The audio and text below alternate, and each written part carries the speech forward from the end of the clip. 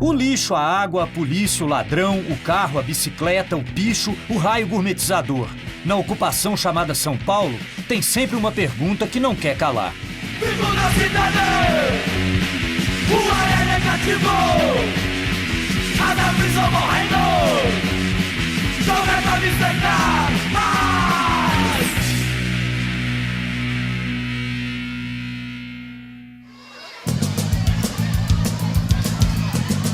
O consumo é o que gira a roda do capitalismo. Se a população para de comprar, a economia esfria, a produção diminui, o desemprego aumenta, o PIB cai. O consumo, no entanto, é o ponto final de um processo que devasta florestas, polui o ar, enche de lixo rios e oceanos. Do ponto de vista individual, comprar parece um santo remédio para preencher o vazio interior. Apenas parece. Em grande medida, a violência urbana está ligada ao desejo de consumo daqueles que não podem ter o que a TV anuncia. Por isso, eu me pergunto, o consumo é prejudicial à saúde?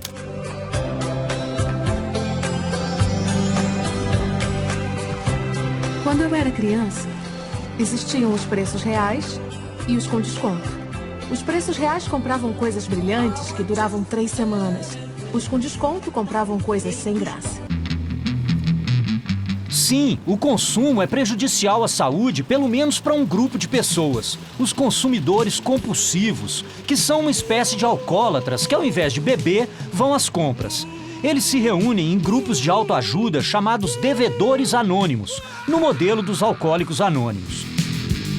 Eu já tinha estado num grupo como esse nas gravações do Infiltrado, o meu programa no History Channel, que há mais de um ano está devendo uma nova temporada. Eu me impus essa tarefa como jornalista. Na ocasião, as pessoas não podiam ser identificadas e, por isso, todos nós utilizamos vozes de pato. Decidi usar a mesma técnica nessa minha nova incursão entre os devedores anônimos. Então agora nós vamos começar a nossa reunião.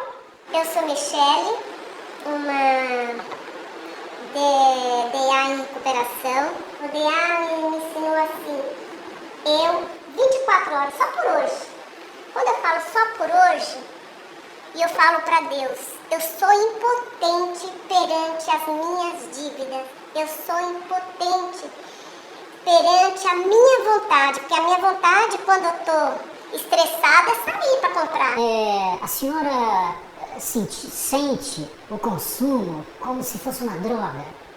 Assim, quando você vê relato de vício em droga, para você parecer... porque dá uma adrenalina. Hoje, eu tenho uma loja e realmente, eu quando vi, eu comprava, não era pouco, era muito, era 20, 30. E hoje ainda, de vez em quando eu escapei, eu tô com a loja cheia de roupa e ainda quero comprar. Ainda sinto isso. Boa noite. A primeira vez que eu percebi que eu tive certeza da minha compulsão por compras foi quando eu estava nos Estados Unidos com uma amiga minha, que quando eu fui voltar, eu tinha 7 malas para trazer. É um fundo emocional, uma carência que a gente volta para compra, né? Então você não consegue numa loja comprar uma coisa. Perdi muita coisa, perdi muita saúde, me desgastei demais, consegui sujar meu nome, perdi muitas noites em claro.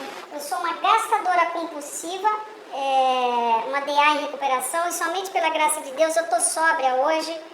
É muito diferente de quando eu cheguei na Irmandade, que meu fundo de poço, eu sempre fui empresária, tinha várias empresas, e o meu fundo de poço foi ficar vendendo pão de mel na porta de uma igreja, ficar tocando campainha de casa em casa. Eu estava muito endividada. Eu fui sempre uma gastadora compulsiva, né? Gastadora, a gente fala aqui, é uma gastadora pesada, né? Porque eu não era gastadora de ir para shopping, mas eu sou uma gastadora de comprar imóveis, né? Então a minha mente sempre foi milionária. Os devedores anônimos não é para quem precisa, porque para quem precisa, conforme diz os nossos dados estatísticos aí, mais da metade da nossa população ela está endividada, gastando mais de 60% do valor que recebe, né? E aqui é um programa para quem quer. A prática nossa aqui é a prática dos 12 passos. Os 12 passos é um programa que é para você viver feliz. Essa é a finalidade dessa caminhada toda. Eu já recuperei todos os meus imóveis, graças a Deus, construí outros, porque aqui nós aprendemos não só a lidar com o dinheiro, mas ter o domínio nessa lida com o dinheiro, né? Você tinha também esse componente desse vazio interior, assim, que te fazia, no momento que você compra, de certa maneira, preenchia aquilo, assim?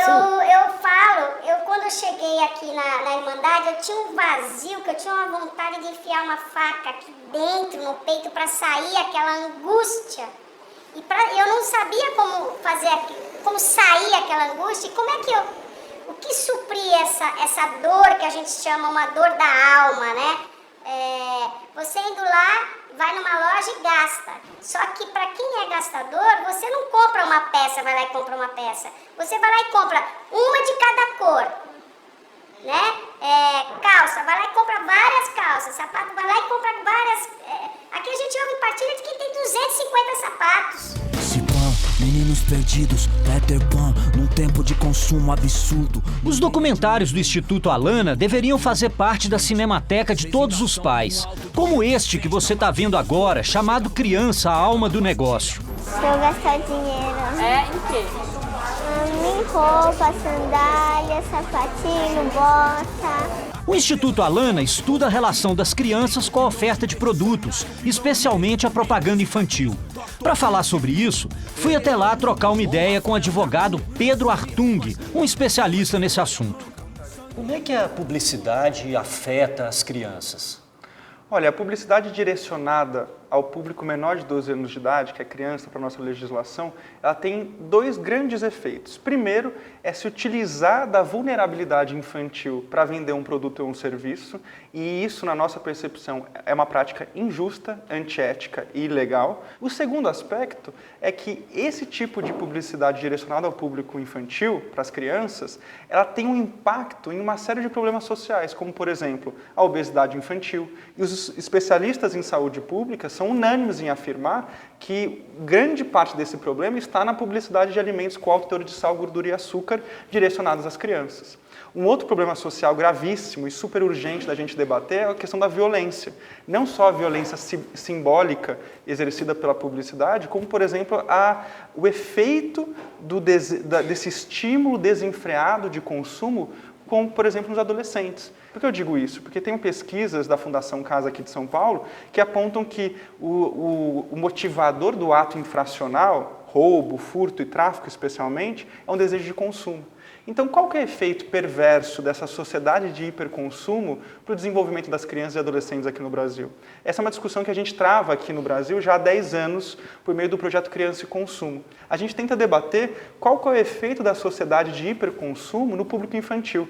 É justo que um indivíduo que ainda está em desenvolvimento, a criança, que não consegue entender muitas vezes a publicidade, não consegue entender o caráter persuasivo da publicidade, seja um receptor de uma mensagem tão persuasiva? Na nossa visão, não.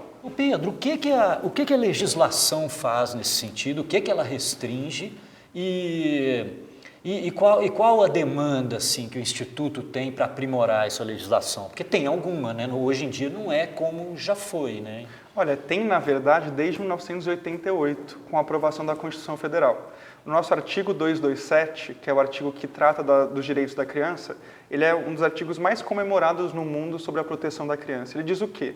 Que é dever da família, da sociedade e do Estado garantir com absoluta prioridade os direitos da criança. Certo. Só que em 1990 foi aprovado o Código de Defesa do Consumidor e o Estatuto da Criança e do Adolescente, que numa análise combinada e sistematizada dessas três normas, né, a Constituição, o ECA e o CDC, a gente já pode afirmar que desde 1990 é proibida o direcionamento de publicidade ao público menor de 12 anos de idade. Por quê? Porque no Código de Defesa do Consumidor, no artigo 37, está lá explícito que é abusiva e, portanto, ilegal a publicidade que se utiliza da falta de experiência e julgamento da criança. Certo. A pergunta é, que publicidade, quando fala direto com ela, não se utiliza da falta de experiência e julgamento?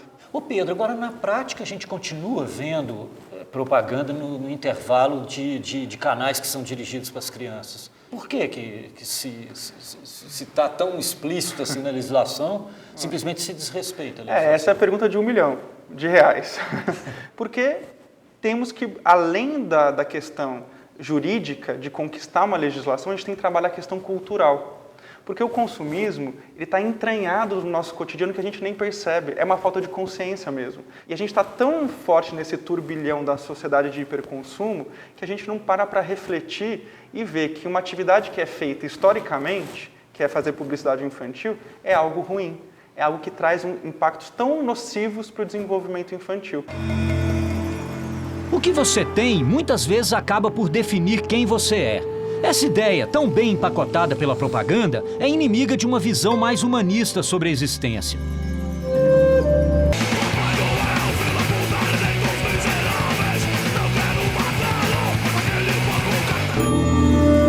Desde o Papa Francisco até os monges do Tibete, o consumo vem sendo questionado, seja como caminho para a felicidade ou como modelo para a sustentabilidade do planeta.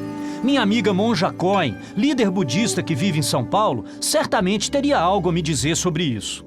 Monja Cohen. Alô. Como vai? Bem-vindo. Tudo bem? Tudo bem, muito bem-vindo. Estou com a mão um pouco Mão gelada. geladinha. Tá muito frio.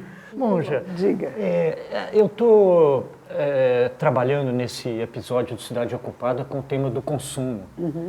O Papa Francisco tem condenado, né, o consumo excessivo, né? Como é que o budismo pensa essa questão? A gente fala muito no consumo responsável, né? Consumir, nós consumimos, sem dúvida alguma, né? Nós precisamos de comida, de roupa, de casa, de alimentos, de transporte, de educação, de religião. Até religião a gente consome, né? Agora, como que está consumindo? O que existe hoje é que as pessoas querem perder uma noção do necessário, né? Certo. E a gente fala muito isso, que quando a roda do Dharma gira, quando os ensinamentos, a verdade se manifesta, não há falta nem excesso. O que é suficiente? E o que Buda vai dizer? Que as pessoas que não conhecem o contentamento, que não conhecem a suficiência, estão sempre insatisfeitos. Quem conhece a suficiência e o contentamento está feliz mesmo que não tenha muito, mas não significa que não vai ter nada. Então existe um ponto de equilíbrio, porque até isto, não ter nada, é um consumo. Eu consumo a pobreza, eu consumo a simplicidade absoluta. Você não acha que, em certa medida, isso é quase utópico, assim, quando a gente pensa que tudo é medido pela quantidade que a gente consome, desde quem você é, Sim, ou quem você aparenta ser, e se você tem sucesso ou se você tem fracasso, muitas vezes a medida é essa, até a economia de um país, né? Nós não temos um consumo que está sempre num processo de aceleração, porque chega um momento que para, não cabe na casa, não cabe na rua. Então existe uma necessidade dessa consciência do que nós estamos consumindo e o que nós estamos fazendo com aquilo que nós não precisamos mais. E uma consciência não só o que é bom para mim, mas o que é bom para nós. Para o planeta, para a minha casa, para os meus filhos, para os meus vizinhos, para a cidade, para a rua onde eu moro, para o país em que eu estou. Isso vai ser benéfico para o nós e sair um pouquinho do eu. E a senhora acha que a gente está fadado a que futuro se prevalecer essa ideia de que ter é mais do que ser? Se a gente continuar educando as nossas crianças assim, dessa maneira... Mas você veja que já estamos mudando até esse programa que nós estamos fazendo. Por que estamos fazendo? Porque já percebemos que não dá felicidade, que não dá completude, que não faz bem. Por isso que eu digo, nós somos o todo manifesto. Mas se você não percebe isso, tem a impressão que está faltando alguma coisa. E quando você perceber que nada falta, mas que ao mesmo tempo você pode obter meios de objetos e coisas e alimentos e relacionamentos que podem fazer com que você fique mais feliz, que sinta a completude e não que está faltando, porque se pegamos coisas superficiais sempre vai faltar e por mais que eu tenha eu vou querer mais. No próximo bloco, uma família pobre de Heliópolis que precisa lidar com os desejos de um filho abduzido pelo funk ostentação. e um papo com o Washington Oliveto, um publicitário que defende a ética na propaganda. Olha só como que o bonde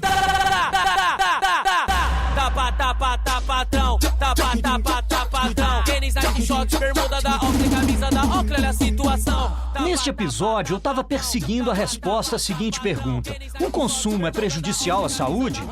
Para as famílias mais pobres, a demanda por ter aquilo que você não pode comprar é, no mínimo, prejudicial à saúde financeira. Para ver de perto essa realidade, fui visitar uma família de Heliópolis, cujo filho é um adepto do funk ostentação. Ou seja, ele precisa ostentar alguma coisa ou não vai rolar dele fazer parte do movimento. No dia que a gente combinou, tava ele e os amigos dele. Gabriel, me fala uma coisa, cara. Como é que é esse negócio das roupas, do ostentação, das marcas, bicho? Como é que funciona? Nós vê na TV, né, no YouTube, o pessoal envolvente lá com as roupas, com as marcas. Aí nós nós, quero um daquele, quero comprar, quero ser envolvente também. Aí vai lá, pega ajuda pra mãe, a mãe vai ver se pode comprar, entendeu? Entendi. E pra ser envolvente tem que ser quais marcas, velho? Quicksilver, Lacoste, Quicksilver é legal. Nike, Adidas, Quicksilver de novo. E não só camiseta também, Oakley, relógio dourado, boné Invicta, também, boné. umas correntes. Uns relógios invocados, hein, bicho? Olha só. É o Invicta. Caraca, rapaz. Como chama? Invicta. Invicta. Ô, bicho, e daí, se você veste essas roupas, assim, o que muda, cara? E se você tá com essas marcas? Eu me sinto melhor, né? Fica mais charmoso, né? Atrai as meninas. Também, né? Não só pro nosso estilo, né? Também as meninas gostam. As meninas gostam. Ela gosta de ver um moleque com roupa mais carinha assim, né? Eu tô por fora, então, né?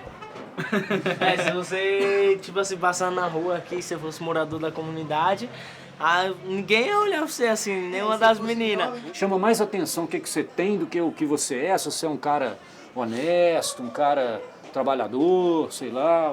Chama mais atenção mesmo, porque não sei porquê, mas é da favela isso mesmo.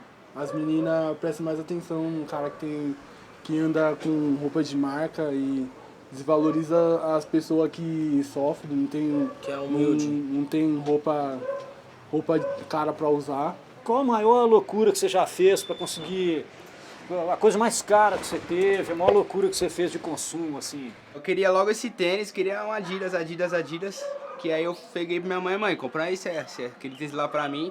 Aí a mãe falou, pô, não dá, né, cara, R$1.000. R$1.000? Aí eu falei, mãe, então, parcela pra mim, por favor. Eu já falei, mãe, te ajuda até a pagar. Te ajuda a pagar, mas só que eu nem paguei.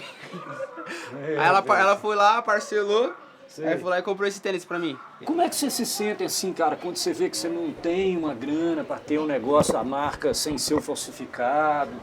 Vocês ficam assim meio frustrados, cara, quando a grana não dá, você vê que a sua mãe não tem? A gente fica meio triste, né? Porque, tipo assim, um amigo meu pode ter uma condição maior assim e eu não posso. Aí ele tá lá com várias meninas, com tênis da moda, uma camiseta, um boné da hora, uma camiseta de time lá, um short da hora, aí eu vou também querer. E um exemplo, tem muitos moleques hoje em dia aqui na favela que não tem e vê um amigo que pode ter, aí ele não vai poder ter, mas aí ele vai, começa a roubar, pega emprestado às vezes, rouba do varal do vizinho, aí depende, né? Tem uns que arrumam um trampo, não lava rápido, ou pede pra ficar cuidando de carro. Tem uns assim, mas tem uns que vai para um lado mais fácil, roubar. Beleza, velho. E sua mãe tá aí? Posso... Tá, ela tá aí. Eu vou lá chamar ela? Posso trocar uma ideia com ela? Pode ir lá. Pode ser.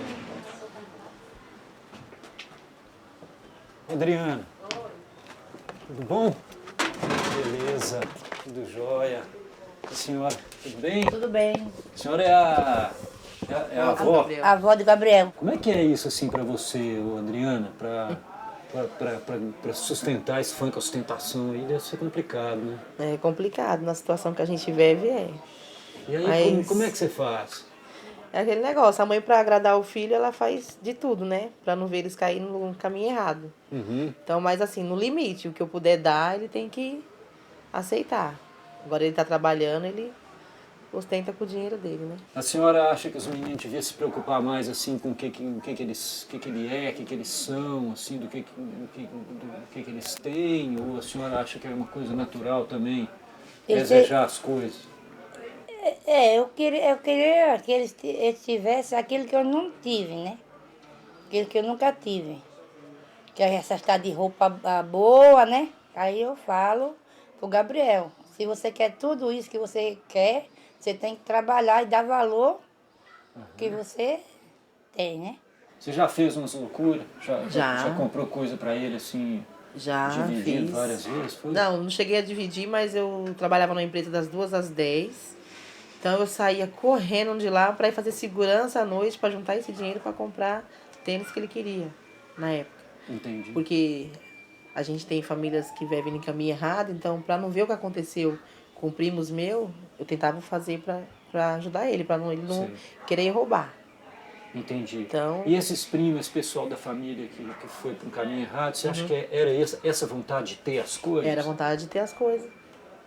Os pais também costumou dar. O dia que o pai falou, não tenho condições de dar, não vou te dar, vai trabalhar, ele preferiu ir roubar. Não era por necessidade, não, assim, era para ter as coisas boas de marca. as coisas de marca, porque ele queria só andar na marca. Se a senhora não quiser gastar essa diferença, compra um outro. Depois a senhora dá um jeito na mão, passa um creminho. Bril, o lava-louça super concentrado da Bombril. O autor dessa propaganda é o Washington Oliveto, o mais famoso publicitário do Brasil, criador de campanhas memoráveis como o Garoto do Bombril e o primeiro sutiã da Valizer. O Washington é um cara legal, apesar de corintiano, maloqueiro e sofredor.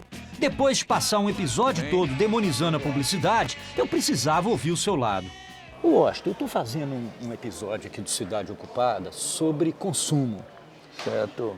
Então, a gente já visitou vários personagens, pensadores, Instituto Alana, e sempre a publicidade acaba um pouco demonizada por impingir o consumo num planeta que está cheio de lixo, num país que é muito desigual e tal.